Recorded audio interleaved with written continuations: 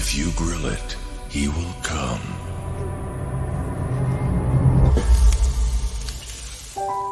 Hey.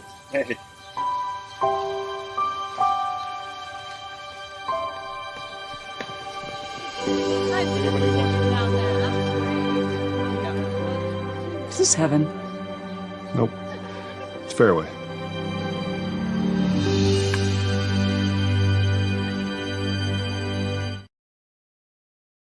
Sebastian Maniscalco. My wife and I went to go see Hamilton on Broadway. It Ain't Right Tour 2024. Oh my God, it is amazing. We saw it. Oh, it changed me it changed me. Now, as soon as I hear that, I'm like, I ain't gonna like this. Sebastian Maniscalco, live on stage in Des Moines, Wells Fargo Arena, December 15th, 2024. Get tickets now at livenation.com. For more, visit sebastianlive.com.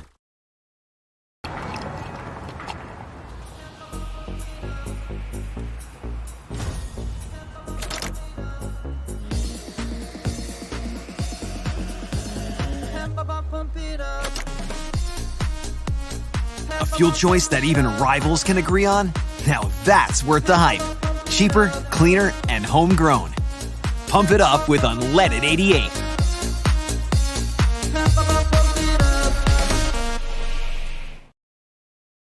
Two guys, two Chris's, one network.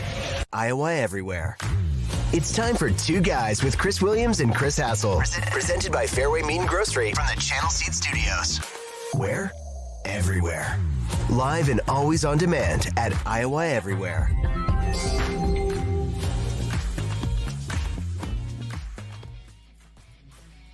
Happy Monday. Welcome to Two Guys with Chris and Chris here on Iowa Everywhere. My name is Chris Williams. I'm joined as always by Chris Hassel.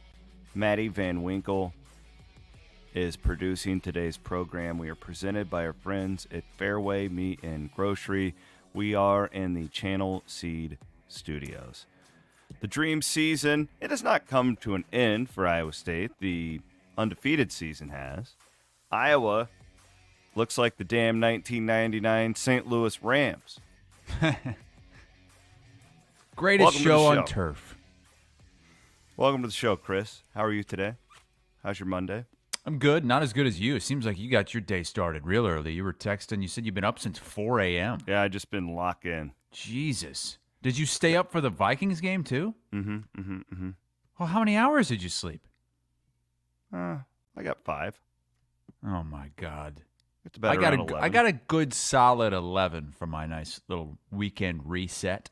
Williams is tweeting last night. I'm just gonna hit my head against a wall. I'm gonna die. What's Vikings so funny is like, because in my mind when I tweet something like that, Matt, like it's all a joke, and the amount of human beings that take it seriously.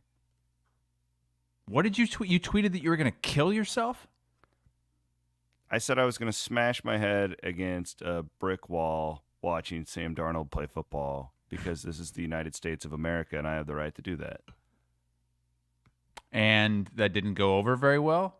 No, it's fine. Most people get the joke, but then there's always like 4 or 5 people who don't understand that I'm like being hyperbolic. They'll be like, oh my God, you're so dramatic. They really thought you were going to smash your head up against a wall? It's weird. Dude, they won. Yeah, they did. It was great. But did you you don't watch Sunday Night Football, but the first half, like they missed 2 field goals. They had 2 bad turnovers by Darnold. They should have been up by like 17. They were down. Like it was just horrible. But they ended up winning. Regardless, pretty small potatoes compared to everything we got to talk about today. College basketball season does tip off today. We'll touch on that later in the show. That is not the if this is a Thanksgiving meal, the college basketball season will be like the green beans. We'll get to that here in just a little bit. We got a lot of meat. We got the turkey and the ham to dive through. I guess we start with Iowa State, right? I mean, that's the biggest story of the weekend, although feels like 2 teams, really different feels right now at this point. One is 7-1. Iowa 5-3, 6-3, 6-3. 6-3. But, you know, your fan base is super amped up because you've got this shiny new toy that you guys haven't seen in so long, a running quarterback, a guy who can move. And then we're kind of in the spot where it's like, I have a lot of deep thoughts on Iowa State. I've given the like intense breakdown of the games on my Cyclone Fanatic stuff. I've got deeper thoughts that I want to bounce off of you today. I guess we haven't heard your take on Iowa State yet anywhere, Chris. Where are you at right now? Well, I want to start with the fans because I'm surprised by a lot of the fan reaction after this game. Look, I get that you're really disappointed. That was a heartbreaker. But it seems like fans have almost given up on this potential dream season where Iowa State wins out. They're going to be in the Big 12 championship game with a chance to win it. And then fans will say, well, that's not going to happen. This game was really no different than the UCF game. They just, the one play swung the other way. Why is the feeling so much different? Even the Iowa game, I mean, they've been in this spot multiple times this year where you're just right there at the end. So it's one play. I mean, it's one play that will swing everything. And I get it. I get why you would feel bad about losing the game. What I don't get is this sentiment that I've seen all over social media that like, oh, well, that's it. We're going to lose at least one or two more games the rest of the way. I don't get that. Be pissed, be upset, be heartbroken, but you still have it all out there for you if you take care of business. You're going to be favored in every game. Couldn't agree more. And we've talked multiple times on this show, even the one where we reset our predictions a couple weeks ago, right? Now, I was wrong and at Iowa State at 12-0, but I also told you, I think they'll lose one of these games, right? I said I can't pinpoint which one. I think they will lose to one of these teams because – And the reason we said that, and it's why I think BYU will lose at some point. It's not a disrespect. I just don't think there's a big difference between the first place team in the Big 12 and the fifth place, and that's where Texas Tech is right now. They're receiving votes in the top 25. You can't do the things that Iowa State has been doing the last two games and just continue to roll out there. And they almost did. They almost got away with it again. You get one more stop on 4th and 7. You make a field goal, one more field goal, you can punch it in at the 1 yard line as opposed to a bad false start, and then you settle for 3 in that spot. There's a million plays in that game where they go one other direction and Iowa State wins. But the fact has always been, while we think Iowa State is a very good football team and they've proven to be that, they're just not head and shoulders above the competition. This isn't this isn't Ohio State playing Purdue on Saturday, right? If you're at the top of the league, playing a team at the bottom. So look at Kansas State, Houston, what we just saw on Saturday, right? Like this is a league that is very unpredictable. It's turning into exactly what we thought it would be. It's much like you and I thought that they would be a one-bid league in the college football playoff. It's starting to look like that'll be a very strong case that will happen. This league is eating itself alive, and I think it'll continue to do that over the next 4 weeks. I'll give you a little perspective. This is where I am, and this is the negative side because I have a very glass half full look at this too. But this is just for to play devil's advocate to your open. I think a little bit might be because when we watch Iowa State closely, it doesn't feel like the team is getting better after that West Virginia game, right? Like, I thought, like, leading up to that West Virginia game, it was kind of like this steady incline, and it was like, wow. And since then, now they've taken a dip, clearly, with what happened against UCF and then on Saturday night. I would also point out that these seasons rarely go in a straight line. Like, nobody just goes, like, it's never just on an incline all the way. Can Campbell and Mauser and Haycock in this group, get off the deck after a loss and kind of reverse the way that line is going? I think that they can. I believe that they can. But I think that may be leading to some fan sentiment because there's a lot of fans that think that Central Florida game was like a precursor to this. Coming off a bye, it's a disappointing performance coming off of a bye for sure. Yeah, that's the thing that I think fans are having a really hard time with is that was the performance coming out of a bye, and Texas Tech was coming off 2 losses, and the teams just performed wildly different from what you would expect. But I do think, I think you got to give these guys a chance to Totally agree. recalibrate here and show that these last couple games were more of a anomaly than they are a look into the future. You got kicked in the nuts, okay? Mm-hmm. You got like a out-coached. You got out-coached. Now some fans are jumping off the bandwagon, not saying they're not fans, just saying that they don't believe that this team is special anymore. You got to bounce back this week. And it starts with the opening drive. What the hell is going on? 4 straight games, Iowa State has given up a touchdown on the opening drive of the game.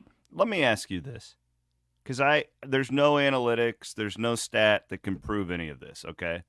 But I've been thinking, so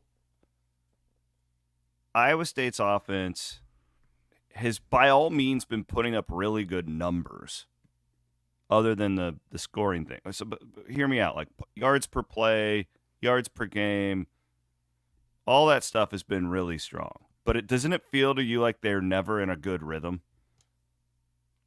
Yeah, yes, or they can't keep it for. Do you think it could be because they're down, they're spotting the other team 7 points every night? Like you're always playing from behind. Like I don't know, I have nothing that can prove that. But like to me, like psychologically, if you're always losing to start the game, I don't know. I'm just it definitely puts more pressure on you right away, and I don't get it how they can be that consistently bad on the opening drive. Baylor, West Virginia, UCF, Texas Tech, they all scored a touchdown on their opening drive.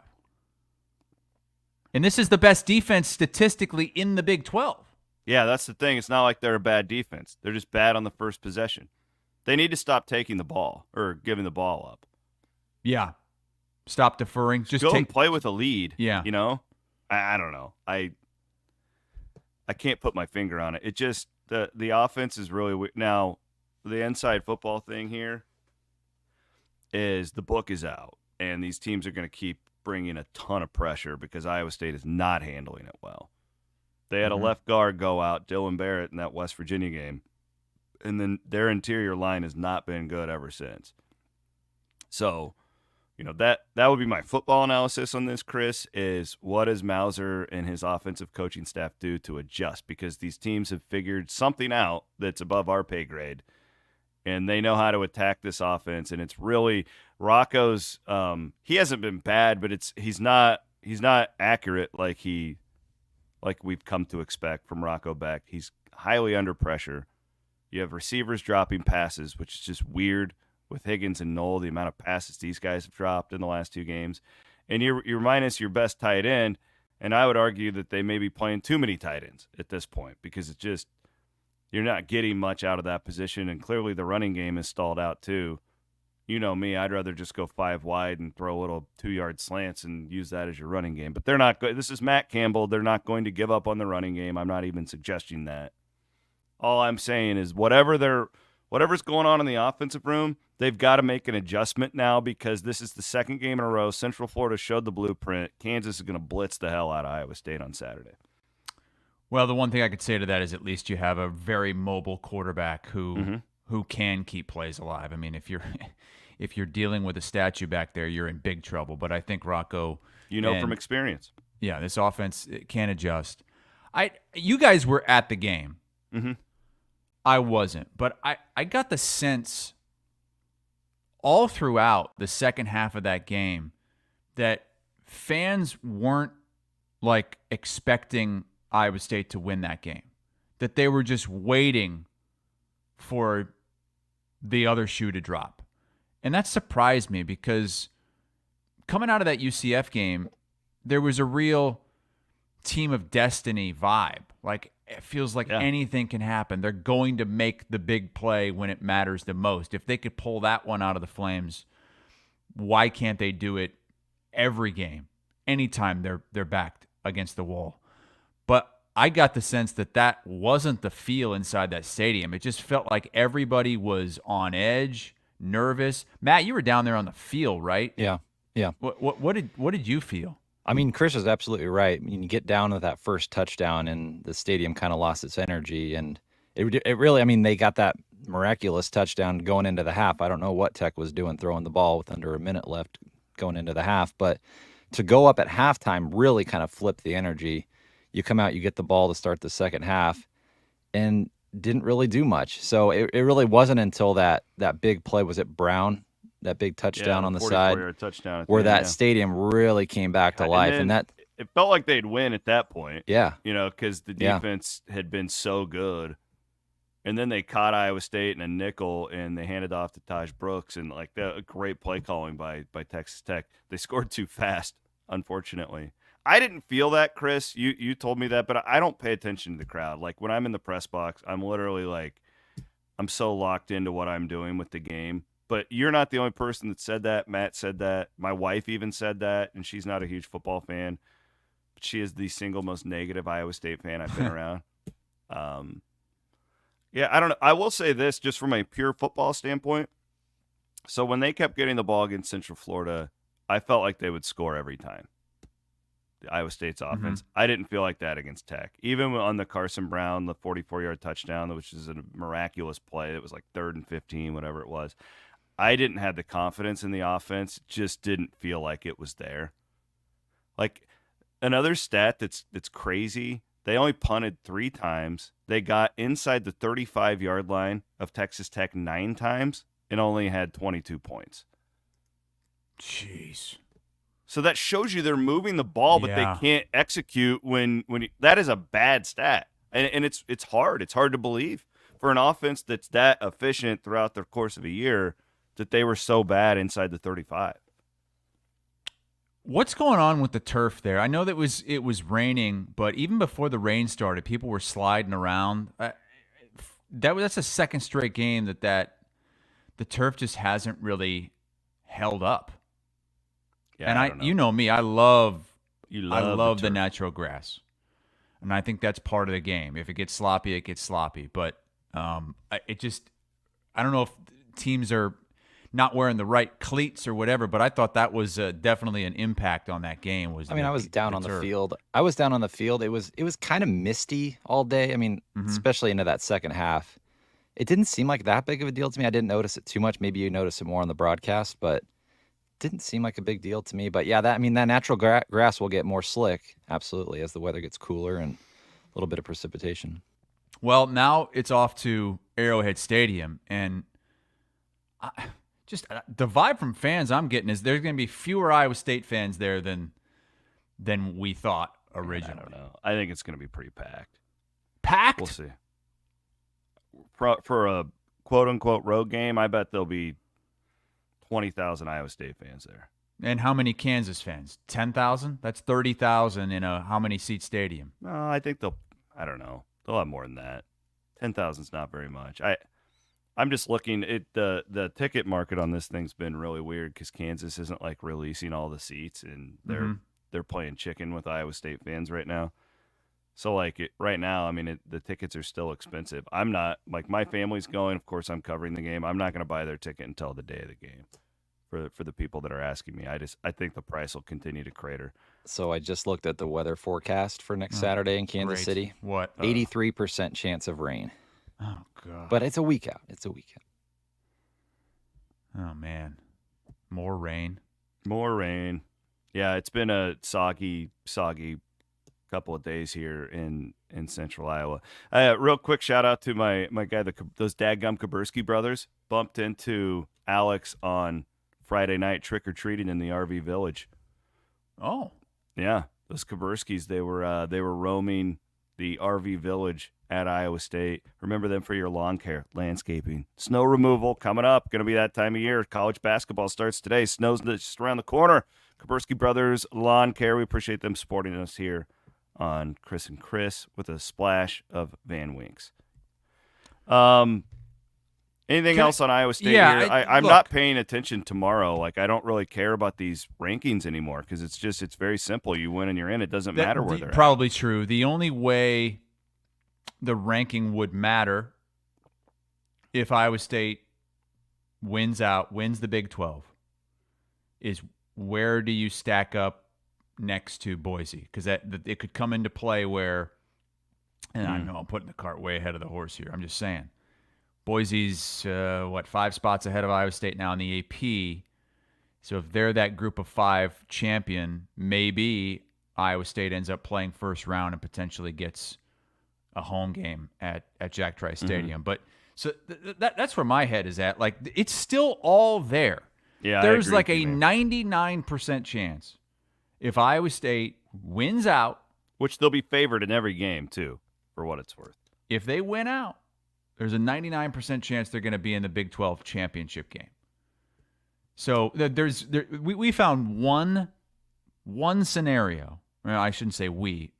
Somebody on X, I don't remember the handle, put a scenario in where the only way Iowa State would miss is if Colorado wins out and Kansas State loses out and drops down below 500 in conference play.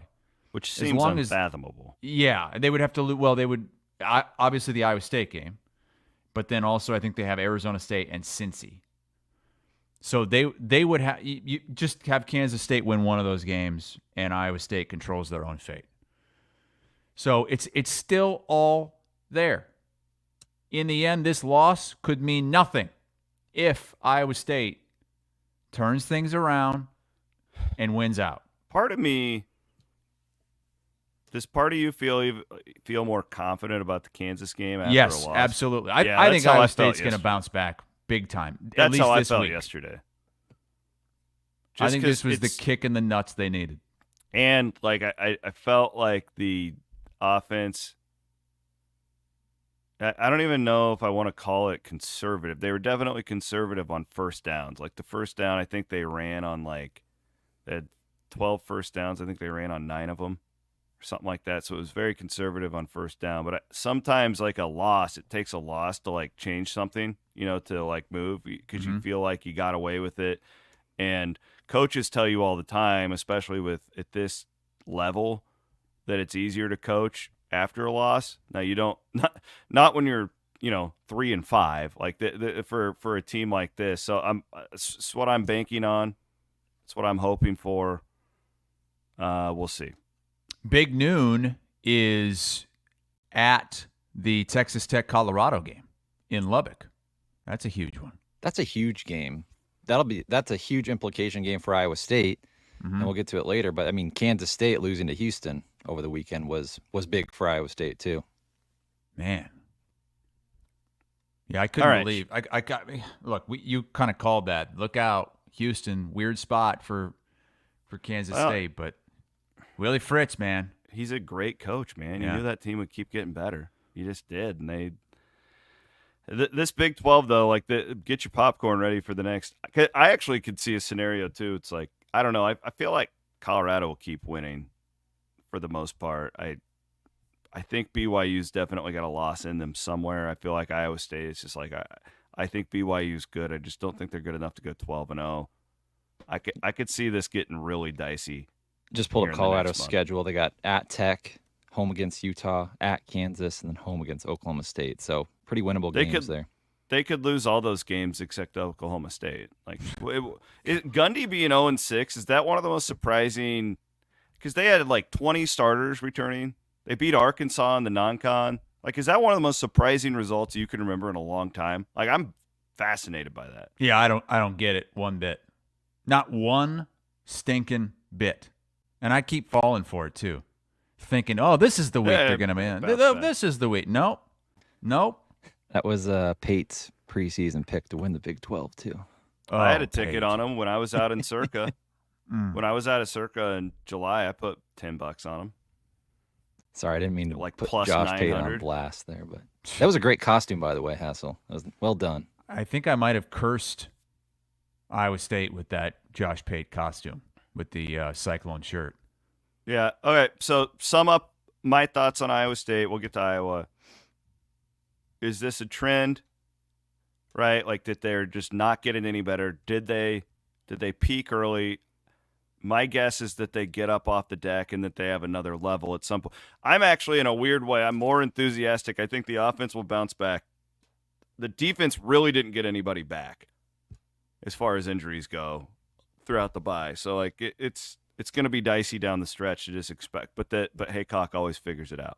We'll see. Yeah. Here's the good thing about it is they know they lost that game themselves. They deserve to lose that game. They're taking the L and moving on. I think it's easier to do that than it is having something stolen from you. When you think you were the better team, you think you should have won it. No, they deserve that result. Nobody thought Tech was better than Iowa State leaving on Saturday night. There were a lot of sleepless nights in that coaching staff and that locker room. I can promise you that. All right, let's move on to Iowa. Just total domination against Wisconsin, and this Brendan Sullivan era. Can I great job on Instant Iowa. UNAD had a jovial Saturday night. You know what stood out to me when Sullivan's been in the game, and clearly hasn't been a lot, and this is geeky stuff. You can't take it. It's not the gospel. Iowa's offensive line is suddenly grading out very well on Pro Football Focus with a running quarterback, and it's just fascinating to me how it changes everything, right? Everything. Like it makes everybody's life easier. Even when your play calling sucks like it did last year and your scheme sucked, if you would have had a running, you have to account for so much more out there as a defense. And Iowa's offensive line all of a sudden looks like a vintage Iowa offensive line again. On Saturday night it did, at least. Yeah, I mean, they were blowing holes open for everybody. You had 4 different players run for over 50 yards, including Sullivan, and then the 2 backups behind Caleb Johnson. And there is just no way that you can go back to Cade McNamara when he gets healthy. That's the worry that every fan has. It's not happening. Stop it. There's no way. I don't think that they're going to go back to Cade right away. But I could see we're even having to have this conversation. Quick hook. If this is asinine. Sullivan throws a pick. No. What's the only way that happens is if you're right, Matt. Well, there is no upside. What's but the upside? We know Kirk. The only way that happens is if there's some sort of blackmail involved. How many times have you used that line with? They cannot play Cade McNamara over Brendan Sullivan. You you cannot are right. do it in any scenario. I know that, and everyone knows that. But we also know Kirk Ferentz. But usually, doesn't he stick with, like, once he makes the change, he just... But he also has said over the years, that you can't, it's not fair to lose your starting job to injury. And I think in his mind, he really does believe Cade lost the starting job due to getting a concussion in that game. Total blasphemy. So I'm not ruling that out. I don't think we've seen the last of Cade McNamara. I do think Sullivan's going to start this game against UCLA, but that was as dominating of a performance against a decent team as I've seen in a long time from the Hawkeyes. Like, this isn't a vintage Wisconsin team. This isn't a top 25 Wisconsin team, but they're not bad. I mean, against lower level teams, they do that to the Purdue's of the world. And so I think that they're maybe the 8th, 9th, 10th best team in the Big Ten, and Iowa treated them like a complete cellar dweller. And this is a rivalry game. It's just amazing how the difference 2 weeks can make, right? Yeah. I mean, and look, if Sullivan plays that Michigan State game, I'm convinced Iowa wins it. Cade should have been benched in the first half of that game for Brendan Sullivan. And I think we've seen Michigan State's not that good, right? No, they're not. They only had to pass. They ran it 54 times. They passed it 10 times. It's not like you have to have Sullivan out there slinging it around to change things. It's just the fact that he's in the game and he's not a statue. He can move. They can have RPOs. You don't know. Even when you know they're running, you don't know who's going to be running the ball. And Sullivan is a better passer than Cade McNamara. He is. Don't give it to me. Well, he's a better runner, but, he's not a very good pass. Maybe compared to most quarterbacks, but not compared to Cade McNamara, who doesn't have anything. Well, this is very extreme. Did you see that play last night when Dak Prescott pulled his hamstring and he just he just threw that duck up into the air? This is so mean, and I'm not trying to be, but it reminded me of a Cade McNamara throw that we've seen this year, right? The thing is with Sullivan, you get rid of that crap too, right? It's not just the mobile thing. It's just he's so much. I don't know about his decision making and how he can see down the field, and but I do know that his arm's way better. I do know that he can move with his legs, and that team has responded to him. The guy, they're flying around. They just look different. You gotta there should be a clause in Ferentz's contract for situations like these that he can't put McNamara back in it for any reason. I think Beth Getz is going to have to step in like she did last year with Brian and stop Kirk from doing that. Iowa looked like a top 15 team. They did. They really did. And that's the problem I think with Iowa State fans are having. It's not like everything is out there. All that stuff is true. They just they haven't looked good for a couple games now, right? Iowa looked like a freaking bulldozer the other night. I got Blake in the comments saying he thinks Cade's going to start senior day. Heck, maybe he starts, but he can't play the whole game. This is high level.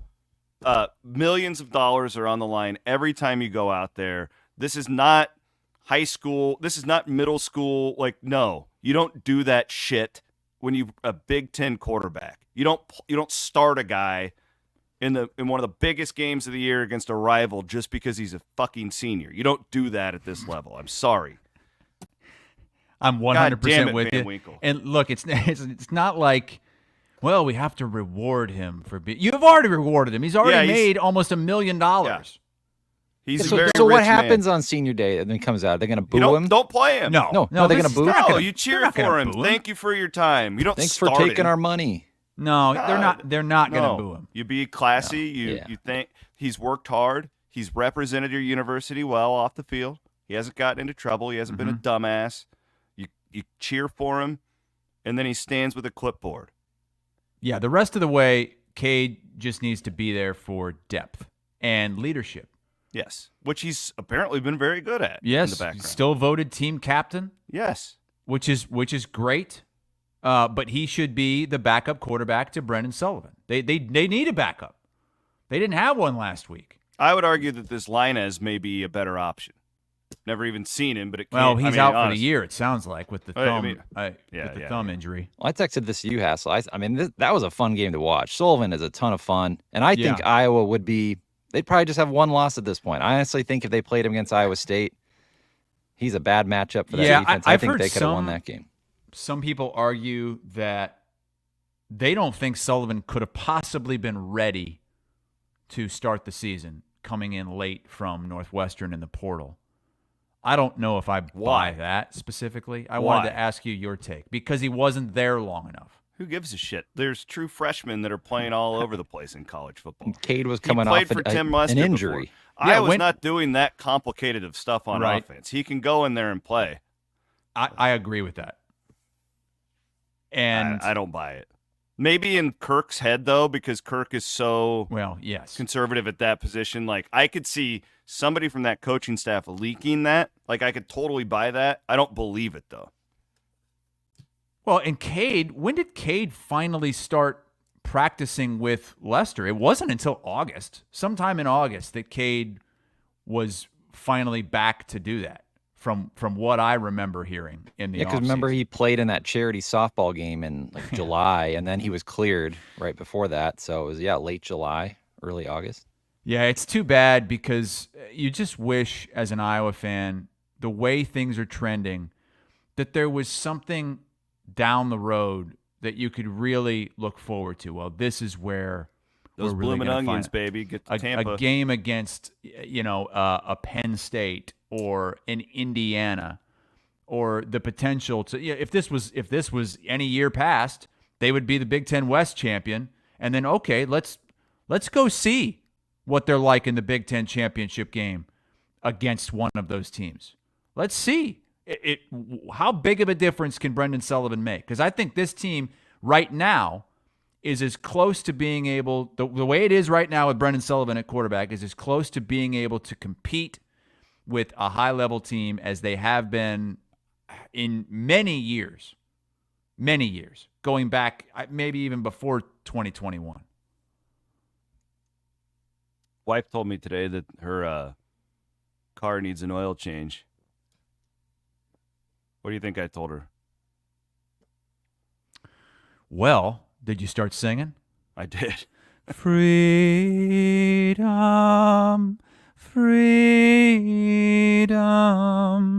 freedom.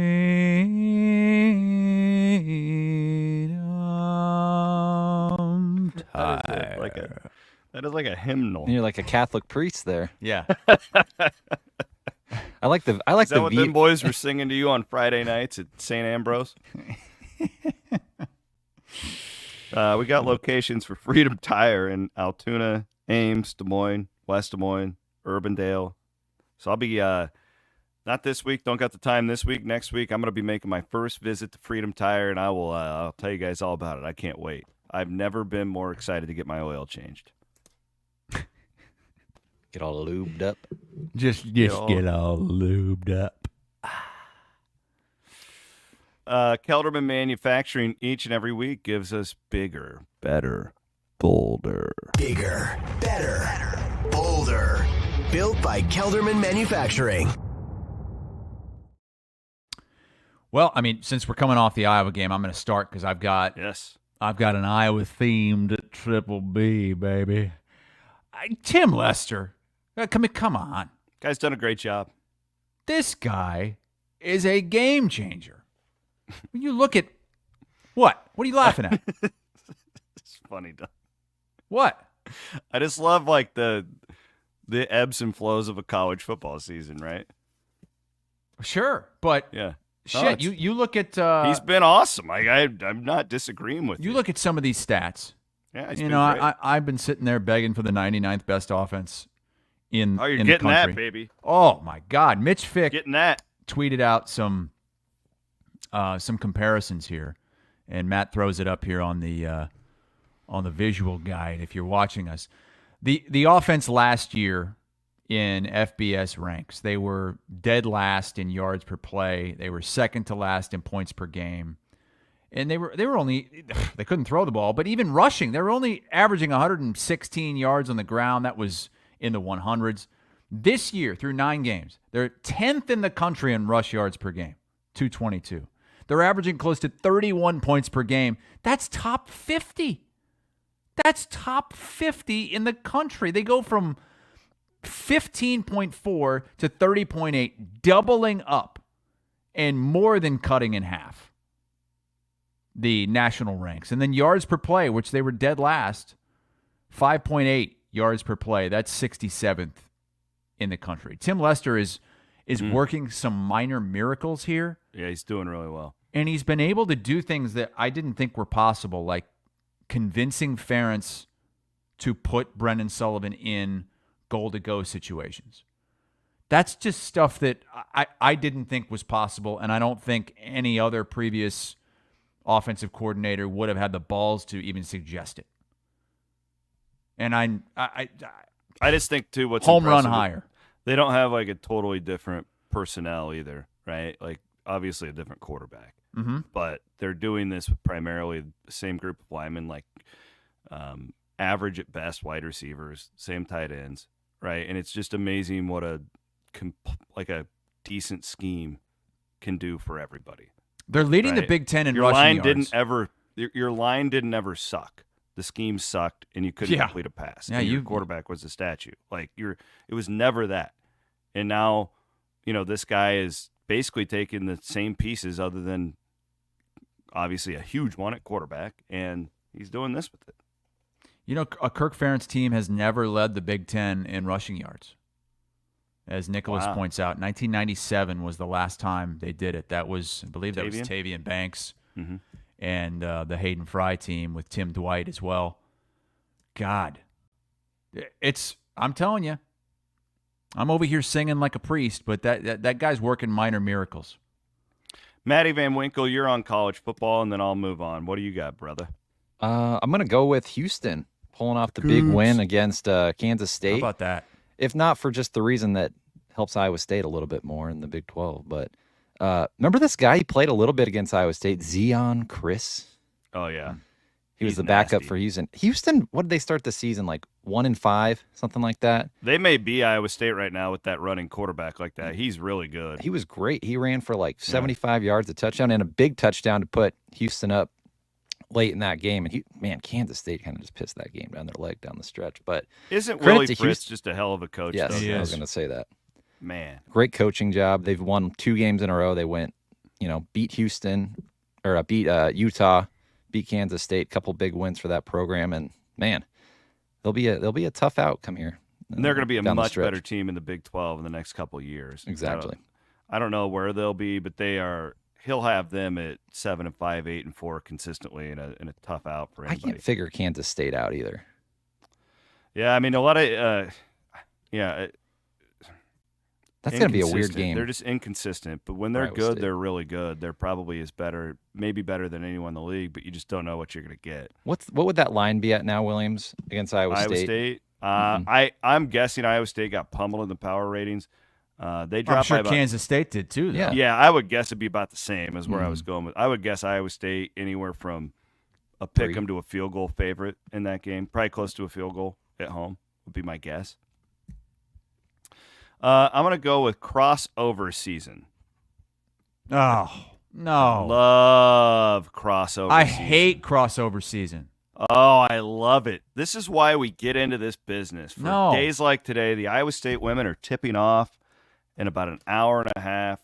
The only thing we're missing is that godforsaken hoops marathon that ESPN used to do. The teams are playing at like 2 a.m. in an empty gym. Oh. Ready for this? This is going to get you in the mood for some basketball. Uh-oh. CBS might come and arrest you for playing this.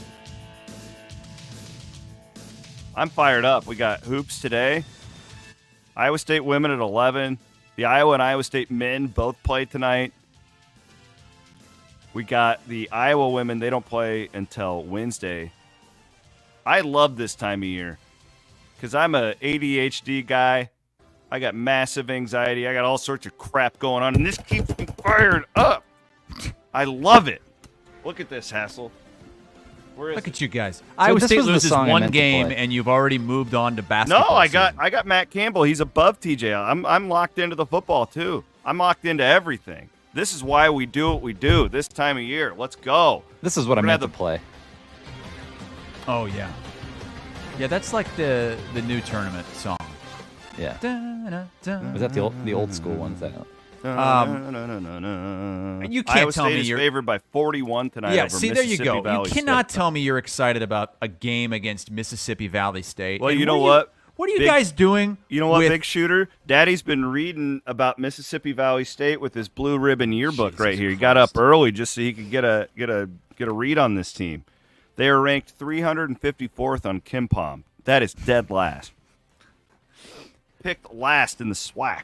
I mean, I do like that we're just tiptoeing into it with these bad teams, so I don't have to really pay attention yet. We got 'Cause Maui in can't- 2 weeks. I am full football mode. I hate it. I am too. That these overlap because they don't need to. They're so good on their own that the overlapping it feels like I'm being pulled in 2 different directions. I'm being torn. I'm being ripped apart. Oh, I'm not ever being ripped apart. Daddy's all in on all of them. What is the deal? I thought this was a joke when I saw it on social media over the weekend. Iowa State is trying to stripe Hilton for this game against Mississippi Valley State? Huge game. You're going to get the season off with good momentum. Good There's vibes. no way this works, right? Is the place even going to be full? Oh, yeah, it'll be full tonight. Yeah, for the opener.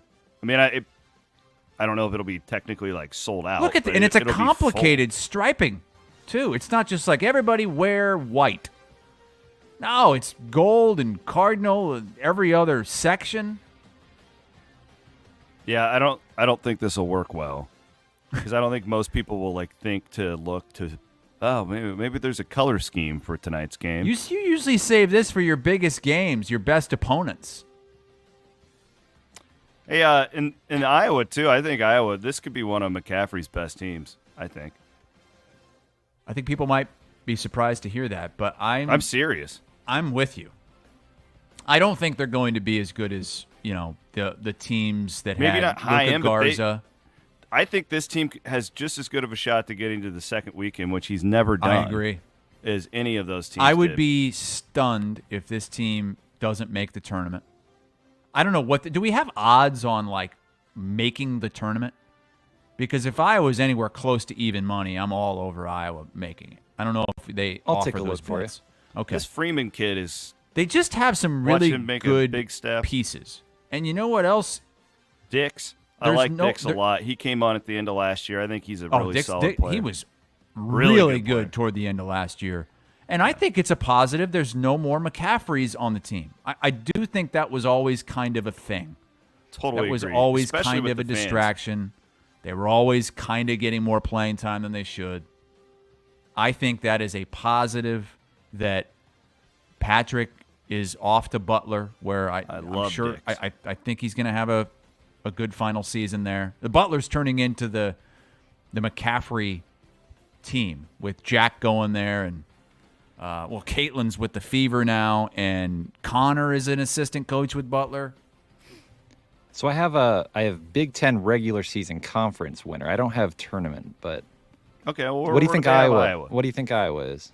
As far as odds in the to win Correct. the conference, Fourth. I would say 8th. 12th. Jesus. Plus They're being- 3,000. They're being extremely undervalued. I'm not saying they're going to win the conference. They're I would not winning that conference, but they're not the 12th best team in that conference. No, they'll finish.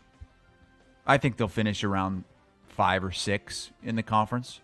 I think that Iowa is probably going to be a 6 seed or so in the NCAA tournament, 6, 7 seed. Those are my expectations for fair. this team. And I think that's going to surprise a lot of people to hear that we're this high on the Hawkeyes. I mean, a lot of people in the comment, like Jeremy said, dude, that Iowa team isn't winning shit in hoops. LMAO. Look, Jeremy. I think they're in a perfect spot going into the season where nobody's really expecting anything. And I'm telling you, man, what if this is the year? What if this is the year that McCaffrey finally gets to the second weekend? Can you believe it? I mean, I still don't think they will. I don't either, but I think that they have a good chance. So there you go, crossover season. What's this going on with you? And real quick, I need to be on the record that I have never been more off on a college football weekend in my life. I went 0-4 in my locks. You are absolutely down bad. botched the Iowa State game. I've never misread a game more in my life than what happened in Ames on Saturday. No, I mean, come on, we're talking what did heads. You we need to predicted like 45 to 27 or 45-20. something. 45-20. I've never been more off in my life, and I own it. Williams, I apologize for you're it. 9-19-1 in your just locks horrible. of the week. It's just horrible. Meanwhile, It's I hit all 3 of God, mine. you're just killing it now. I've hit 5 in a row. It's embarrassing. I've embarrassed my dead grandpa was speaking to me in my sleep last night. It's just,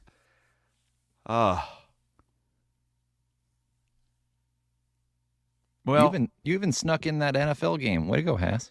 Yeah, I felt really confident about the Cardinals against the Bears because I work with Kyle Long, who played many years for the Bears, and he was like, they're not going to bounce back from that Hail Mary loss. That is something that's going to have a lasting effect. What's going on? You told me you put this in your notes, and I didn't even believe it. What? Your wife had you go with her to a, quote, romantic bookstore? What is this, like a porn shop? All she said was, because I said, look, I never do anything with you on Saturdays, so it's Sunday, we've got nothing to do. I'll do whatever you want. So she says, well, I've got this crazy idea. I don't know if you'll go for it. But there's this bookstore that I've been really wanting to go to down in Deerfield Beach. And we could drive down with the top down on the convertible on the A1A and then go get dinner down there when we're done. Like a Kenny Chesney song. Yeah. So I said, I didn't know you were a it. convertible guy. Jeez. Yeah, we got an Audi convertible. Was it John Voight's? Just driving around in John Voight's car. So we start driving down there, and she's like, oh, by the way, it's a romantic bookstore. So I don't think that there's going to be anything in there that you'll like. Like, okay. Well, I don't think there'd be anything in any bookstore that I would like because I don't read books. So they don't have, like, a romantic bookstore? Do they only have romance? Like, they don't have any geography books? Or Yes, I think so. I think it's all just steamy romance books. The bookstore called Steamy Lit? Yes. So it's called Steamy Lit. Matt, do they have like a website? Can you pull this up just to give some context? I was like, is there anything else near there?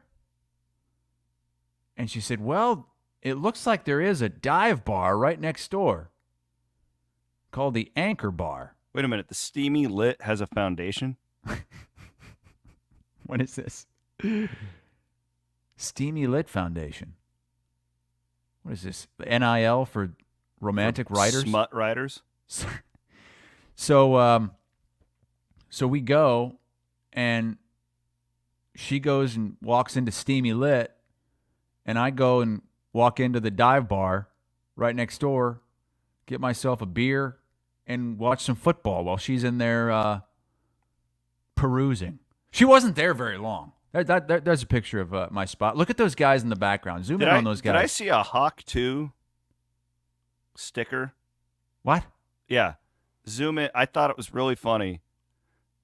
On the cash register to the left, I just thought it was funny that you told me you were at a romantic bookstore, and there's a Hawk 2 24 vote for the Hawk 2 girl 24 sticker. Oh, Hawk 2? Hawk 2. Hawk 2. It's not Hawk 2. Hawk 2. This is not the bookshop. This is the dive bar. Because there's not much romantic about the Hawk 2 movement. Can you not see that this is there you go. Yeah, there it is. Hawk 2 at 24. I thought that's why you sent me the picture.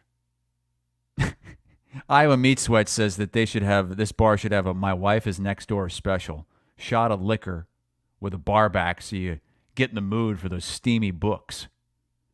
But I go in there, and I'm kind of dressed up because we were going to go out to eat afterwards. And this is the diviest of dive bars. These guys, they're wearing T-shirts and hats. They're chewing tobacco. Like, each guy has ordered his own bucket of beer. And so I just go sit by myself on the other end of the bar while these guys they're regulars, I can tell, just shooting the shit. But no, it was fun. Do me a favor. Tell me what kind of smut did your wife walk out of there with? I don't know. She said she bought a couple books, but she had already put them in the car, and I didn't see them. I don't know what it is. She's read like 50 books this year. I haven't read 5 books in my life. When I was in school, you know how you used to have to, you had to do book reports? So you would, they'd make you read a book. You could choose the book, but then you'd have to write a book report on it. Remember that? Mm-hmm. I never read a book. I would always just make up a book. I would write down, well, my go-to was Teddy the Tar Heel. That was the book that I would each year I would make, if I had a different teacher, each year you'd make up a different one. Teddy the Tar Heel was a book I made up because my cousin Teddy lived in North Carolina. And Teddy the Tar Heel was a book about a kid who had a scholarship to go to North Carolina to play basketball, but he got in a serious accident and was put in a wheelchair. But then on senior day, like Van Winks wants to do with Cade, they wheeled him out onto the court and let him play a possession. And so every year I would write the same book report on this made-up book about my cousin. What about if Nebraska was in on it and they just let Cade run for a first down? Yeah. Just, here you go. He's running. He's holding the ball with one hand, no laces. But that's how lazy I was. I was so lazy that I would make up my own story. God, this AI, think about how easy it'd be to cheat on those things now. I don't know what you do anymore. I mean, as a teacher.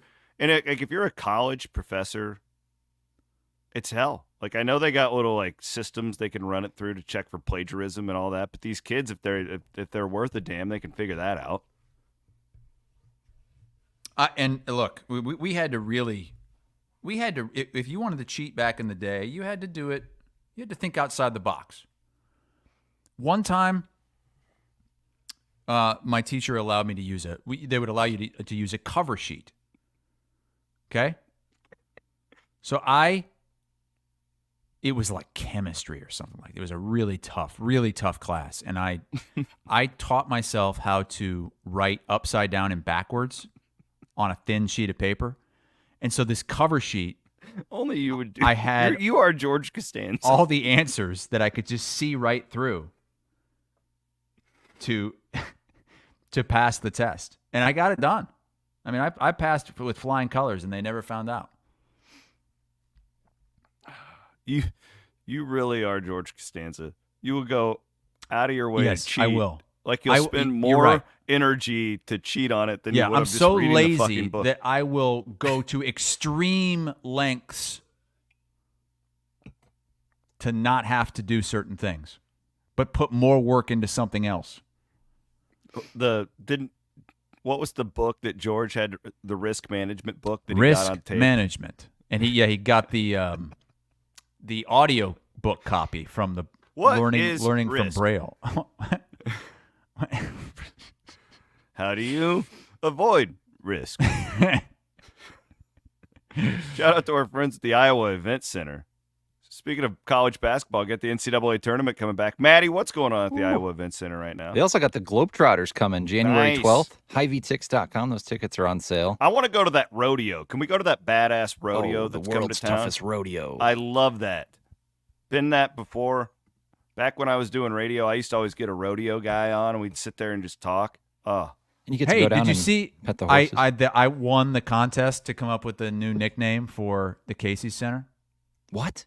Yeah. What was it? So Casey's logo. It's that bird. The cock. It's called it's called. Oh, speaking of that, Gamecock Nation, baby. Oh, big win. Took down A&M. So that thing's called the cock vein. Oh, the weather. Yeah. And so you just call it the cock. It's the cock. It's going down tonight at the cock. That's good. Or the cock vein, or the vein. The cock Murph vein. and Andy asked for submissions, and I put mine in. I think I won. So anyway, the Globetrotters are coming January 12th, and it got me thinking. I was trying to remember back. Hassel, you did a thing with the Globetrotters, didn't you? I did. I kicked their ass one year. I was on the Generals. There you are. This was. What the hell is that?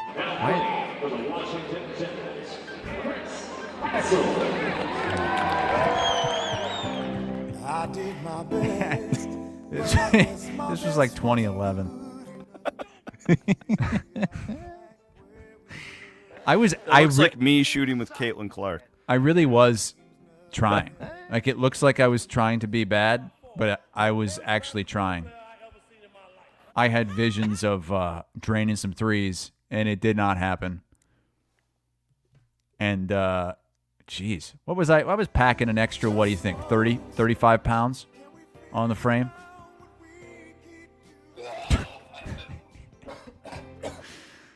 That was a bit for Channel 13, I believe. The Iceborg put that together. Who's going to be playing for the Generals this time? Do we know? I have no idea. I took the run it kids back. like two years ago, and they had so much fun. I will absolutely take them to this if I can. Van Winks, what? Shane says Hassel looks like he could play for Fran. Van Winks, why is everybody saying that you're breastfeeding your children? Someone started that last week, and now it's kind of overtaken things. I don't know. Did you do something? No. Do you strap on the boob? No. We know you'll go to any length. That was weird. I don't know. That was the new thing. You're seeing apparently. it too, aren't you? Yeah, the placenta. I don't know. Are people associating me with the baby? I don't know. It was weird. Speaking of like hormones and stuff, I was shooting a video pregame. Saw Van Winkle. It was nice to see Van Winkle before the game. I was with Iowa State University Foundation, and it's like a tour of Jack Trice Stadium. I'll be able to show it to you guys here in a few weeks when they get it done. It'll be neat. But because I wanted to give a shout out to our friends at Game Day Men's Health. And I'm sitting there, and we're doing like a serious shot in front of like the Jack Trice statue about the first stadium in America to be named after an African American. And all of a sudden, like these just I mean, hammered people everywhere.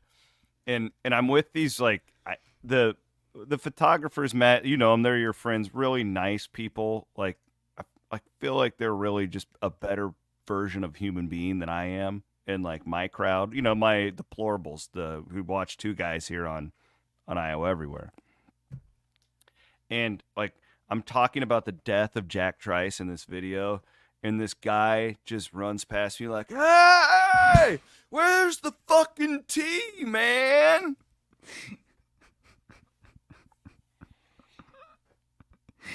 and like the photographer's like, "What'd that guy say?" Like, yeah, it's just I don't know what he's talking about. Let's get the shot again. Hey, Williams, love the tea. You're looking good, dude.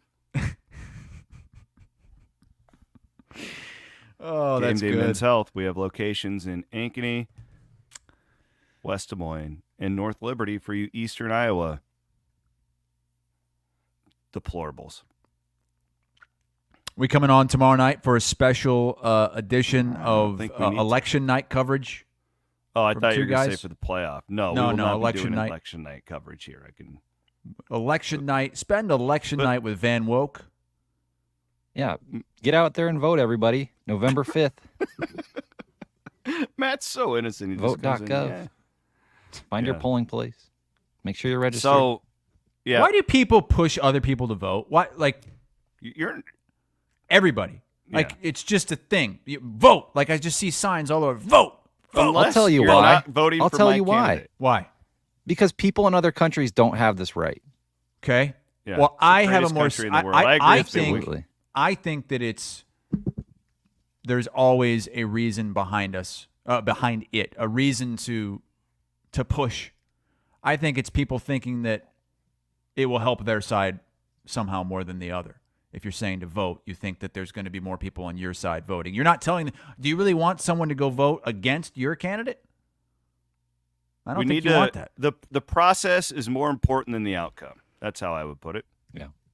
Well, The that's process an of innocent way to democracy look is at it, but more important than the outcome. That's how I would put Well it. said. all right. If we don't have the process, then the outcomes are not very important. Well, we'll look forward to that special election coverage tomorrow night. How Let's do horrible it, would baby. that be if we did that?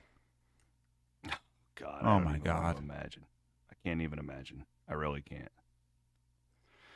All right. This was fun. Always a good time. I will be weird show on Thursday. I will be in Charlotte. I will be on the Eastern time zone with you. Charlotte.